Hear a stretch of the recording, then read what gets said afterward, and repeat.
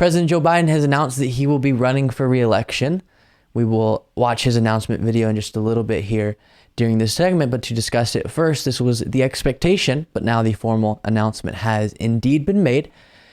And this sets up likely a rematch between him and Trump in 2024, which is pretty wild. While obviously Biden's poll numbers haven't been great, with an NBC News poll recently finding that 70% of Americans didn't want him to run. He's far from perfect, but I do think if he runs the proper campaign, he will be able to win against Trump, which is super important, assuming they are the nominees for their respective parties. While optically, Biden has had some challenges. We've talked about them. His communication ability yields some less than ideal results, and a lot of people are concerned about his age. He does have an impressive record to run on. While of course he'll be running against MAGA and against MAGA Republicans, Trumpism, we'll talk more about that later during this segment. He does also, aside from that, have stuff to run on. The Inflation Reduction Act by itself was a massive success, lowering prescription drug costs, largest investment in a response to climate change in history, huge investments into energy that will lower energy costs and benefit consumers, extending ACA coverage and more properly taxing that top part of our economic ladder, not to mention the bipartisan infrastructure law, gun safety law, and others. I do think also running on the fact that we were, when he came into office, coming out of an economic crisis. And now, while our economy is still filled with issues, we're headed in the right direction. Unemployment at historic lows, inflation consistently dropping, and gas prices having come down. And then you will see his slogan for this campaign is "Get the job done." So it will be important for him to effectively lay out what he will be seeking to get done in another term. Okay, you tout your successes and then lay out what Biden would be doing in another 4-year term. To me, running on trying to implement all the things that were in the original Build Back Better piece of legislation that Manchin and Sinema blocked, and what eventually got whittled down to the Inflation Reduction Act, will be super important. That includes things like universal pre-K, universal community college, subsidizing childcare, making the child tax credit permanent. How we allow that to lapse is so enraging.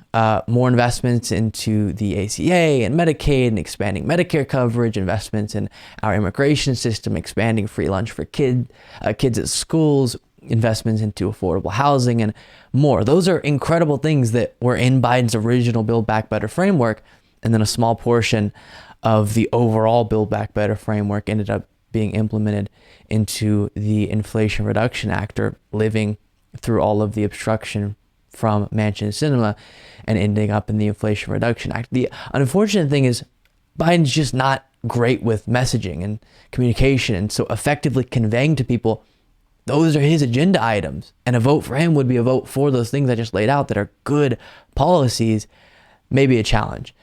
I'll touch on what will be a massive part of his campaign, as I alluded to earlier, the MAGA reality, the Trumpism reality, after we take a look at this announcement video.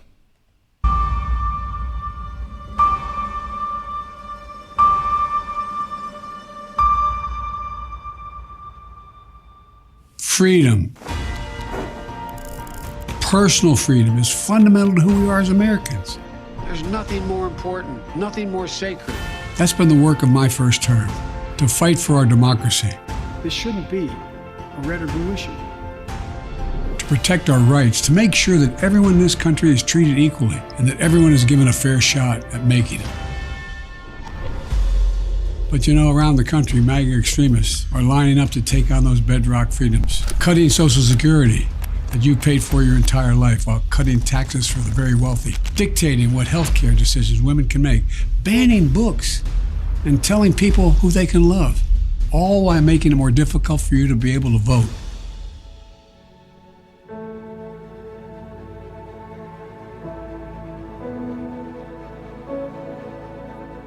When I ran for president 4 years ago, I said we're in a battle for the soul of America, and we still are. The question we're facing is whether in the years ahead we have more freedom or less freedom, more rights or fewer. I know what I want the answer to be, and I think you do too.